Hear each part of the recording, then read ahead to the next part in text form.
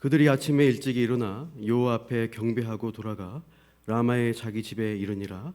엘가나가 그의 아내 한나와 동침하매 여호와께서 그를 생각하신지라. 한나가 임신하고 때가 이름에 아들을 낳아 사무리라 이름하였으니 이는 내가 여호와께 그를 구하였다 함이더라. 아멘.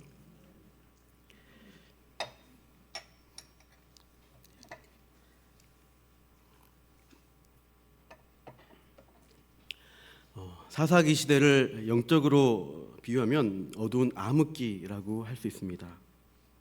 사무엘 시대는 이제 빛이 비치기 시작하는 회복기라고 볼 수 있죠. 특별히 사무엘서 처음에 등장하는 이 한나의 불임의 문제가 해결되는 사건을 통해서 이스라엘의 회복의 시대가 열리게 될 것을 예견하게 합니다. 우리가 다 알다시피 한나는 아이를 갖지 못하는 불임의 여인이었습니다.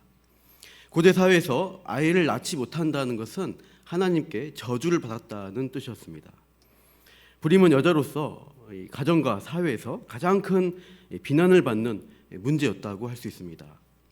그래서 분인나가 아이 못 낳는 한나를 격분시켜서 괴롭히는 일은 매우 손쉬운 일이었고요. 연례 행사처럼 늘 그런 격동이 반복되었습니다. 매년 한나는 실로에 있는 여호와의 집에 성소에 올라가서 예배할 때마다 간구할 때 그 기도의 제목으로 이 문제를 계속 아뢰었을 것입니다. 그런데 한나는 이 문제의 근원이 격분시키는 분인나에게 있지 않고 하나님이심을 알게 됩니다. 고통의 근원이자 궁극적인 해결자가 하나님이심을 알고 하나님께만 기도하기 시작합니다. 그래서 기도하는 모습이 변화되는 과정을 볼 수 있는데요. 사무엘상 1장 10절부터 13절에 그 내용이 나옵니다. 1장 10절을 보시면 처음에 한나가 마음이 괴로워서 여호와께 기도하고 통곡했습니다. 근데 13절로 가보시면 한나가 이제 속으로 말하며 입술만 움직이고 음성이 들리지 않는 속으로 하는 기도를 하고 있습니다. 처음에는 자신이 안고 있는 이 괴로움의 문제를 하나님을 향해서 통곡하면서 쏟아내듯이 간절히 큰 소리로 기도했죠. 그렇게 오래 기도하는 사이에 이 한나의 감정이 점점 잦아들기 시작했고 조용히 입술로만 하는 기도의 모습으로 바뀌게 됩니다. 그 모습을 엘리 제사장이 보고 한나를 술 취한 여자로 오해하고 꾸짖는 것이죠. 그러나 전후 사정을 듣고 나서 하나님의 이름으로 한나를 축복해 줍니다. 17절이죠. 평안히 가라. 이스라엘의 하나님이 내가 기도하여 구한 것을 허락하시기를 원하노라. 이제 이 기도 이후로 한나는 응답의 확신과 기쁨을 얻고 이제 음식을 먹고 얼굴에 다시는 근심하는 빛이 없게 되었습니다. 당장 눈에 보이는 결과물은 없지만 기도를 통해서 하나님께서 내 마음을 아시고 계시구나, 하나님께서 선하게 응답하실 것을 기대하는 믿음이 생겨났던 것입니다. 한나의 어둡고 상한 10년 가운데 이미 회복이 시작되고 빛이 비추어지는 것이죠. 이제 본문 19절 보시면 그들이 한나와 그 가족들이 아침에 일찍 일어나 여호와 앞에 경배하고 라마의 자기 집으로 돌아갑니다. 그리고 남편 엘가나가 그의 아내 한나와 동침하였는데 이때 하나님이 개입하십니다. 빨간 글씨만 읽어볼까요? 시작. 여호와께서 그를 생각하신지라. 오늘 제목입니다. 하나님이 한나의 기도에 응답하시는데 그 개입하시는 시작을 한나를 생각하셨다라고 표현합니다. 하나님은 한나의 불임의 문제를 생각하셨습니다. 여기서 이 생각하다는 단어는 히브리 원어로 보시면 자카르라는 동사가 쓰입니다. 이렇게 생긴 히브리어 동사인데요. 생각하다, 기억하다, 새기다라는 뜻을 가지고 있습니다. 이 단어가 앞에 11절에도 보시면 쓰여 있습니다. 중간에 만일 주의 여종의 고통을 돌보시고 나를 기억하사라고 되어 있죠. 여기도 자카르라는 동사입니다. 한나는 이렇게 기도한 거죠. 불임의 고통 중에 있는 나를 기억하여 주옵소서, 나를 생각하여 주옵소서, 이렇게 간절히 기도했던 것이죠. 그리고 이 기도에 하나님이 응답하시는데 역시 같은 자카르라는 표현을 쓰면서 응답을 하시는 거죠. 19절 하반절에 여호와께서 그 한나를 생각하셨다, 기억하셨다 라는 것입니다. 그런데 여기서 우리가 오해하지 말아야 할 것이 있습니다. 하나님이 한나의 고통이 찬 세월에 대해서 다 잊고 계시다가 이제야 기억났어. 그래 하면서 뒤늦게 한나의 불임의 문제를 해결해 주셨다는 식으로 쓰인 것이 아닙니다. 이 자카르는 좀 더 정확한 의미가 이겁니다. 늘 염두에 두고 마음에 새기고 있다. 늘 염두에 두고 마음에 새기고 있다는 뜻입니다. 창세기 8장 1절을 보시면 여기에도 자카르란 동사가 나옵니다. 하나님이 노아와 그와 함께 방주에 있는 모든 들짐승과 가축을 기억하사. 이 단어가 자카르입니다. 이 기억하사로 번역된 지금 노아가 처한 상황을 떠올리시면 창세기 7장 24절 보시면 이 홍수가 150일 동안 5개월 동안 진행이 되고 있는 상황이었습니다. 기품의 샘이 터지고 하늘이 창문이 열려서 40일 내내 큰 비가 내렸습니다. 홍수 초반에 이제 이미 심판받을 인간들은, 타락한 자들은 다 죽었습니다. 그리고 이제는 방주에 사람은 노아의 가족만 남은 상황이죠. 그렇게 하고도 계속해서 홍수가 지속되어서 5개월이나 진행되고 있는 상황입니다. 둥둥 떠다니는 이 배 안에만 있으면서 짐승을 돌보고 있는 노아와 그 가족들을 떠올릴 수 있습니다. 5달 가까이 갇혀 있으면서 언제까지 이렇게 있어야 되나 생각을 했겠죠. 그러다 창세기 8장 1절의 시점이 오니까 하나님이 이 방주에 있는 노아를 기억하시고 물이 줄어들게 하시고 있습니다. 그러니까 이런 상황은 아닌 것입니다. 하나님이 홍수를 일으키고 잠깐 딴 일 보고 계시다가 잊어버리고 있다가 아차 깜빡했네, 우리 노아 그 큰 물에 죽었나 살았나 보니까 살아있네 하면서 물 줄이자, 그렇게 하면서 일 줄이신 게 아니라는 거예요. 하나님은 항상 노아와 그 방주에 타고 있는 생물들을 마음에 새겨두시고 기억하고 계셨습니다. 그들이 안전을 책임지고 돌보고 계시다가 어느 순간이 되니까, 때가 되니까 이제 물을 줄어들게 하시는 겁니다. 마찬가지입니다. 하나님은 이 한나의 이 불임의 고통에 대해서 모른 척하고 계시다가 한나가 견딜 수 없어서 크게 통곡하고 있으니까 그제서야 안 되겠구나, 이제 들어줘야겠구나, 겨우겨우 기도 들어주시는 그런 하나님이 아니시라는 겁니다. 하나님은 한나의 고통을 항상 늘 살펴보고 계셨습니다. 한나의 상황을 늘 염두에 두고 마음에 새기셨습니다. 하나님은 우리의 아픔과 슬픔, 눈물도 늘 보고 계십니다. 우리가 문제에 허덕거릴 때 전혀 몰랐다가 이제 응답해야겠다, 그렇게 하시는 분이 아니십니다. 늘 우리의 고통을 염두에 두고 우리의 외침을 마음에 새기시는 하나님이십니다. 다만 하나님께서 언제 어떠한 방법으로 우리의 문제와 고통을 해결해 주시는가, 참 이것이 우리 입장에서 궁금하고 답답합니다. 단도직입적으로 말씀드리면 하나님의 응답이 반드시 인간의 요구와 필요에 따라서 즉각 주어지는 것은 아닙니다. 인간이 기도하면서 하나님이 의무적으로 즉각 응답하라고 요구할 수가 없습니다. 주권자는 하나님이십니다. 한나 피조물의 생각으로 하나님을 우리 생각대로 움직일 수가 없는 것이죠. 우리가 마음대로 조종하는 하나님이라면 그 하나님은 진짜 하나님이 아닌 것입니다. 하나님은 역사의 주권자가 되십니다. 그래서 이런 단어를 보시면 좀 우리가 생각을 할 수 있죠. 히스 스토리입니다. 많이 이제 들어보셨을 건데, 이걸 신앙의 관점으로 보시면 히스 더하기에 스토리로 우리가 많이 풀 수 있습니다. 그의 이야기다. 대문자 그는 바로 하나님이시죠. 하나님이 만드시는 이야기다. 하나님이 만들어가는 역사라는 관점으로 우리의 삶의 현장과 성경을 바라봐야 하겠습니다. 인류의 역사뿐 아니라 우리 개개인의 인생 또한 하나님이 주관하고 이끌어 가십니다. 한나의 인생에도 하나님의 역사의 시간표가 작동되고 있었습니다. 본문 20절 보시면 한나가 임신하고 때가 이르매라고 했습니다. 이 구절을 히브리어 원어로 보시면 우리말 성경의 순서와 좀 달라집니다. 원어 문장을 보면 때가 이르매 한나가 임신했다라고 순서가 되어 있습니다. 때가 이르다 이 부분을 원어로 직역하면 이렇습니다. 그리고 그 날들의 끝이 이르렀다. 그래서 19절 끝부분하고 20절을 연결해서 이 원어의 의미로 좀 더 풀어서 보면 이렇게 된 것입니다. 여호와께서 한나를 생각하신지라. 그리고 그 날들의 끝이 이르러 한나가 임신하고 아들을 낳았다. 이게 원래 언어의 순서와 의미입니다. 곧 하나님이 작정하신 날, 정하신 때가 되었을 때 이 불임 여성이던 한나가 임신하고 아들을 낳게 된 것입니다. 우리 시대는 기다리기 힘들한 시대죠. 빨리빨리, 특히 우리나라가 그렇죠. 효율성을 따지고 빨리빨리 일이 진행되어서 뭔가 결과물을 뽑아내야 된다. 이런 사회 분위기입니다. 그러나 하나님의 시간표는 전혀 다릅니다. 중요한 일을 하실 때 오히려 하나님은 시간을 끄십니다. 우리를 기다리게 내버려 두십니다. 아까 살펴봤던 노아가 이 방주 안에 들어간 시점과 홍수가 일어난 시점에서도 이 시간을 끌고 있는 장면을 찾아볼 수가 있는데요. 창세기 7장 7절부터 10절에 보시면 노아와 아들들, 아내와 며느리와 함께 홍수를 피해서 방주에 들어갔죠.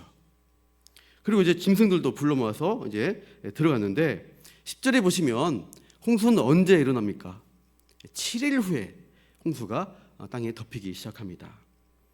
그러니까 우리 생각으로 빨리빨리 딱 맞게 하면은 효율적으로 한다 그러면은 홍수가 나기 전 하루 전날 딱 방주에 들어가게 하면 편하잖아요. 깝깝하지 않잖아요. 굳이 일주일 전에 들어가서 그 틀 밖에 있을 이유가 없다는 거예요.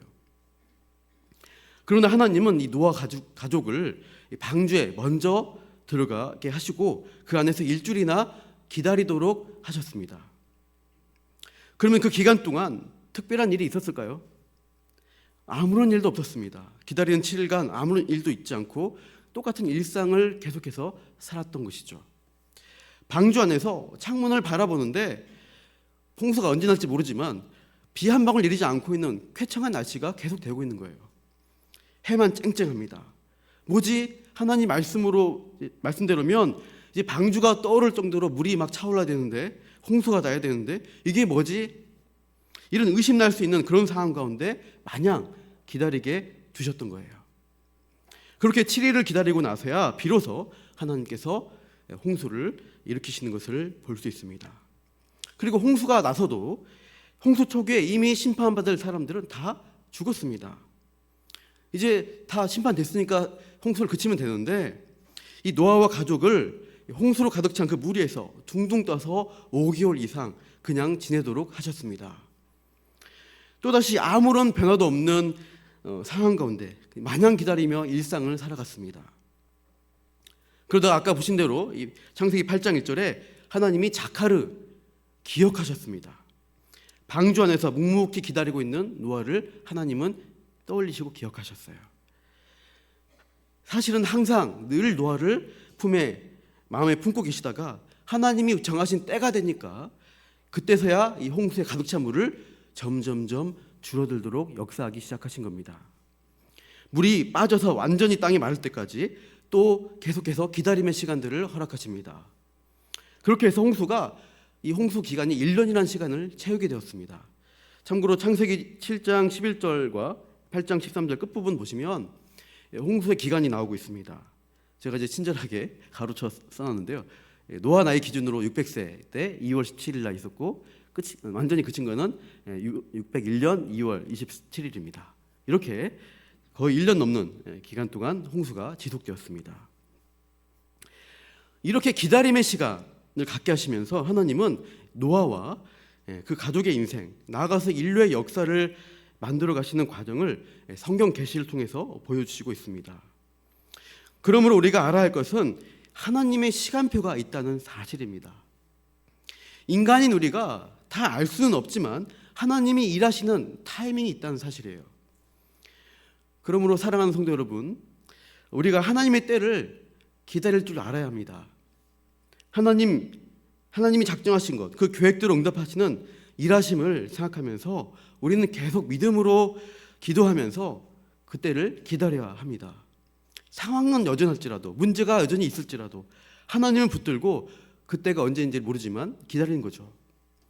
그런데 하나님은 왜 도대체 이 기다림의 시간을 자꾸 우리에게 허락하시는 걸까요? 너무 오래 기다리다 보면 지치고 마음이 상합니다. 하나님 왜 이렇게 하세요? 힘들게 우리가 토로하기 쉽습니다. 여기서 제 어릴 적의 경험을 예화로 좀 말씀을 드리고자 합니다. 어릴 적 제 고향 동네에 600년 넘은 당산나무가 있었습니다. 아마 이제 600년이니까 조선시대 초기부터 있었던 나무라고 할 수 있는데요.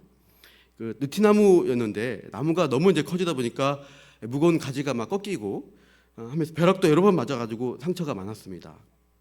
그래서 위로 뻗치지 못하고 옆으로 큰 가지들이 이제 뻗쳐 나가는 이제 그런 나무였고요. 그래서 큰 가지 아래에 이제 부러질까봐 공무원분들이 오셔가지고 철 기둥으로 이렇게 받쳐놨습니다.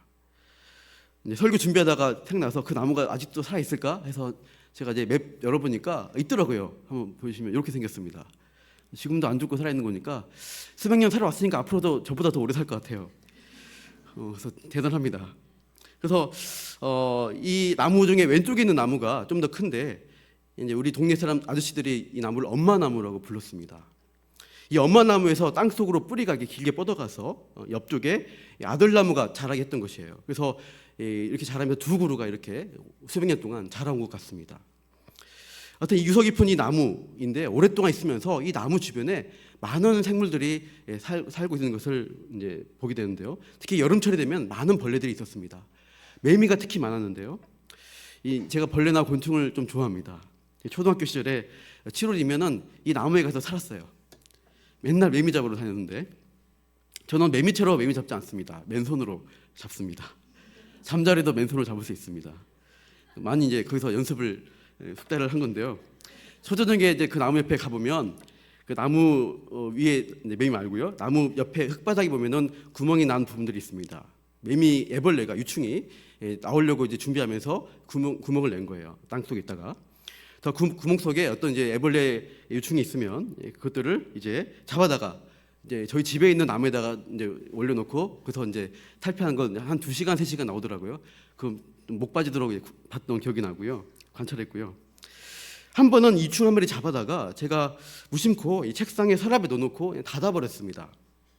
나중에 와서 보니까 나무에 오르지 못하고 올라서 탈피 못하니까 얘가 누워서 탈피를 한 거예요. 그래서 누워서 탈피하는데 오랫동안 이제 누워서니까 힘이 안 받치니까 다리를 못 빼고 있어가지고 제가 서랍을 열어보고 미안해가지고 이제 그 녀석을 당겨서 빼내줬습니다. 문제는 그 다음이었습니다. 이 탈피한 매미가 몸을 말리면서 이 다리와 날개를 펼쳐야 되는데 이 녀석이 다리하고 날개를 제대로 펴지를 못하는 거예요. 결국 그 다리도 휘어 있는 상태로 있었고요. 날개도 쪼그라진 상태로 있다가 얼마 안 가서 그냥 죽어버렸습니다. 제가 많이 미안했습니다. 나중에 알고 보니까 이제 그 유충이 나오는 과정을 우화 과정이라고 하는데 매미 유충 스스로가 2시간 가까이 용을 쓰고 자기 힘으로 탈피를 다 해야지 그 체액이 다리와 날개까지 잘 퍼져가서 날개가 잘 펴지고 다리도 똑바로 펴진다고 합니다.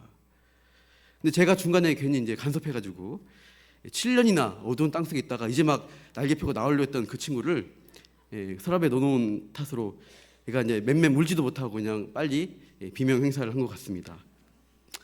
근데 누에도 마찬가지입니다. 누에도 보면은 번데기 탈피할 때 누가 힘드니까 가위로 잘라줘서 빨리 나오게 해줘야지 이렇게 해버리면은 우화를 못해요. 나방이 날개를 펴고 날아가지 못한 상태가 되어서 그냥 빌벽을 금방 죽는 거예요. 그러니까 우리 마음에는 도와주고 싶은 마음이지만 그게 도움이 안 되는 겁니다. 근데 이것은 하나님 우리에게 역사하신 방법과 비슷합니다. 우리 믿음의 성장도 마찬가지죠. 하나님이 우리 필요한 것 그때그때 알아서 다 채워주시고 편하게 응답해 주시면 어떻게 될까요? 우리 믿음이 성장할 기회가 없습니다. 하나님이 아브라함 부르신 나이가 75세셨습니다. 비록 아주 적지 않은 나이인데 부르신 그때 즉각 아들을 주시면 아브라함 입장에서는 좋았겠죠. 기다림 없이 아들을 주시면 뭐가 문제가 되겠습니까? 아브라함 본인은 참 편하겠지만 아브라함이 과연 믿음의 조상이라고 불릴 수 있었을지 어떤 그런 중간중간의 사건들이 없었겠죠. 그러니까 아브라함 믿음의 조상으로 성장하기가 힘들었을 겁니다. 조금 어렵지만 노력하면 내가 아이 금방 낳았네 이렇게 응답돼 버리면 아브라함에게는 더 이상 간절한 기도와 또 하나님의 극적인 응답들이 없는 것입니다. 시큰둥한 일이죠. 그러나 실제 성경에서 하나님은 어떻게 일하셨습니까? 아브라함이 99세 될 때까지 응답을 질질 끄세요. 그래서 결국 인간적인 노력이 완전히 끊어질 때까지 기다리십니다. 아브라함은 더 이상 내 힘으로 내 능력으로 할 수 없다. 자기 부인의 상태에 빠져들었고 소망이 완전히 끊어진 상태까지 몰려갔습니다. 그때 하나님이 나타나셔서 내년 이맘때 네가 아들을 낳을 것이다, 약속의 자식을 낳을 것이다 라고 말씀해 주셨습니다. 그렇게 낳았으니 100% 믿음으로 난 자식일 수밖에 없는 것이죠. 아브라함이 믿은 그 하나님에 대해서 바울은 로마서에서 이렇게 진술합니다. 기록된 바 내가 너를 많은 민족의 조상으로 세웠다 하심과 같으니, 그가 믿은 바 하나님은 죽은 자를 살리시며 없는 것을 있는 것으로 부르시는 이시니라. 18절 같이 읽으시죠. 아브라함이 바랄 수 없는 중에 바라고 믿었으니. 바랄 수 없는 중에 믿는 것이 진짜 믿음입니다. 내가 할 수 있어 하면은 믿음이 아니고 하나님 조금 도와주시고 내가 하면 되지, 믿음이 100%가 되지 않습니다. 그러니까 응답에 대한 기다림이라는 것은 우리의 믿음이 자라게 되는, 하나님을 전적으로 신뢰하게 되는 일종의 성장통과 같은 과정인 것입니다. 좋은 응답일수록 믿음이 성장할 수 있도록 기다림의 시간이 반드시 주어지는 법입니다. 하나님은 사무엘을 통해서 다윗에게 기름 부으셔서 왕으로 세운다고 약속하셨는데 어떻게 하십니까? 바로 왕이 되지 않습니다. 십수년 진짜 고생을 많이 했습니다. 나중에 30세가 되어서야 비로소 왕위에 오릅니다. 오히려 그때 어렸을 때 기름 부음 받은 그 일로 인해서 사울 왕에게 쫓겨서 죽을 뻔했습니다. 그 광야의 연단의 과정을 통해서 다윗은 수많은 시편을 지으며 믿음의 고백을 하면서 믿음이 성장했습니다. 그가 편안하게 아무 문제 없이 왕이 되었으면은 그런 풍성한 믿음의 고백들이, 그 시편의 내용들이 우리에게 없는 것입니다. 요셉도 17세 소년 때 꿈을 꿨습니다. 그런데 그 꿈은 언제 이루어집니까? 13년 흐른 다음에 30세가 되어서야 이루어집니다. 그 13년 동안 어떤 일을 경험하죠? 형들에게 버려져서 노예로 팔려갑니다. 거기서 정직하게 열심히 어떤 노예 성실하게 일을 했는데 모함으로 억울하게 감옥에 갇히게 됩니다. 감옥에 가서도 이 관원장 꿈을 잘 해몽해 주었는데 또 잊어버림을 당하면서 또 버림을 받습니다. 그런 연단의 시간이 계속되었습니다. 그러다가 하나님의 때가 되자 바로가 하나님이 주시는 꿈을 꾸게 되고, 그 꿈 해몽을 위해서 비로소 요셉이 풀려나고 하나님이 예비하신 애굽의 총리의 지위까지 올라간 것입니다. 나중에 양식을 구하러 온 형들을 보고서 소년 시절에 주셨던 하나님의 꿈이 이제 이루어졌음을 깨닫죠. 창세기 42장 9절에 요셉이 그들에게 대하여 꾼 꿈을 생각하고 그들에게 이르되 너희는 정탐꾼이라 이 나라의 틈을 엿보려고 왔느니라. 여기서 생각하다라는 단어 있죠. 이게 기억하다는 뜻의 자카르입니다. 그때 꾼 꿈 때문에 형들에게 미움받고 버림받았는데 그 긴 세월 동안 하나님의 약속을 붙잡고 남몰래 울며 기도했던 그 기다림의 시간을 다 통과하고 보니까 하나님이 기억하신 거예요. 나를 붙들었던 거예요. 나를 마음에 품고 계셨던 거예요. 자카르의 하나님이 함께 했던 거예요. 이 모든 인생의 여정과 역경 가운데 하나님이 늘 함께 인도해 주셨구나, 결국 가장 좋은 곳으로 응답하시는구나, 그런 깨달음을 얻었을 것입니다. 사랑하는 성도 여러분, 분명 하나님께서는 주의 자녀들에게 좋은 것으로 주시고자 합니다. 비록 응답이 즉각 오지 않고 계속 기도하게 하고 기다리게 할지라도 그 기다림의 시간들이 결코 헛되지 않다는 사실입니다. 그 기다림의 시간 동안에도 하나님은 늘 우리를 염두에 두고 마음에 새겨두고 보고 계십니다. 자카리의 하나님, 결국 하나님의 작정과 계획 가운데 우리의 믿음이 자라나게 되고 꽃이 피고 열매를 맺게 되는 그 영광스러운 자리로 우리를 이끌어 가실 것입니다. 로마서 말씀 한번 읽어볼까요? 시작.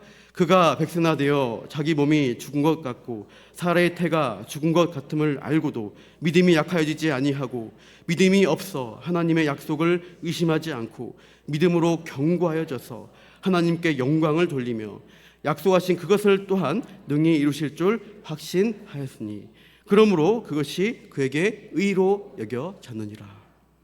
아멘. 믿음이 없어서 의심하지 않고 그 기다림의 시간 동안 믿음이 더 견고해지는 은혜를 경험한 것이죠. 믿음이 견고해지면서 기도하면서 기다리면서 이것들을 이루실 하나님을 더 100% 믿음으로 바라보고 나아갑니다. 응답의 때가 되었을 때, 하나님의 때가 되었을 때 이제 알게 되죠. 아, 하나님이 이제 응답하시는구나. 나를 기억하고 계셨구나. 나를 가슴에 품고 생각하셨구나. 하나님 신실하십니다. 찬양하는 것이죠. 그래서 사도 바울은 하나님의 때를 이렇게 기다려라라고 우리에게 권면하고 있습니다. 이것도 같이 읽어볼까요? 우리가 선을 행하되 낙심하지 말지니 포기하지 아니하면 때가 이름에 거두리라. 말씀대로 선을 행하려고 성도들이 애를 쓰는데 여전히 상황과 환경은 바뀌지 않는 그런 상태인 것이죠. 이 성도의 삶을 보면서 2000년 전 사도 바울도 이런 현실을 공감하면서 이 권면을 하고 있는 거예요. 그때 그럼에도 때가 이를 것을 기대하라는 권면입니다. 하나님이 때가 되면, 작정하신 그 때가 되면 열매를 거두게 하실 것을 믿으라. 이 도전의 말씀을 우리에게도 주고 있습니다. 그러므로 성도 여러분, 낙심하지 말고 포기하지 마시기 바랍니다. 응답이 더디다고 문제가 해결 안 된다고 해서 낙심하고 기도하기를 포기해버리고 이 불신의 자리로 가는 것은 하나님의 일하시는 방식을 모르는 것입니다. 오히려 우리가 기다리며 기도의 자리를 지키고 있을 때 하나님이 여전히 나를 생각하고 기억하고 계신다. 하나님은 지금도 나를 염두에 두시고 마음에 새기고 계신다. 이 약속을 붙들고 그 하나님을 우리가 먼저 기억하고 있어야겠습니다. 하나님이 나를 항상 기억하고 계신다는 그 사실을 내가 기억하도록 붙들어주는 자리가 바로 기도입니다. 기도의 자리에서 자칼이 하나님을 붙드시길 바라요.